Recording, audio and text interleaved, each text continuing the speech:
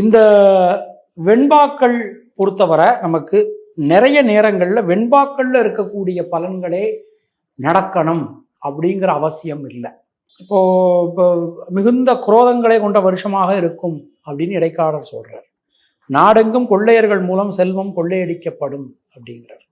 இப்போ நம்ம எடுத்துக்கிறோம், எல்லா நாட்டிலுமே கொள்ளையர்கள் இல்லாமல் இல்லை. இப்போ இந்த ரேஷியோ கொஞ்சம் அதிகமாகும். திருடர்களால் மக்கள் பயமடைவார்கள் அப்படின்னு சொல்கிறார். இதெல்லாம் ஆல்ரெடி இருக்கிறது தான். மேகங்கள் அதிகமாக தோன்றினாலும் மழை குறைவாகவே பெய்யும். இப்போ மேகங்கள் நிறைய இருக்குது. இந்த வருஷம் நாழி பக்காப்படி கணக்கில் பார்க்கும்போது 3.25 படி சொல்கிறார். மழை குறைவாக இருக்கும் அப்படின்னு சொல்கிறார்.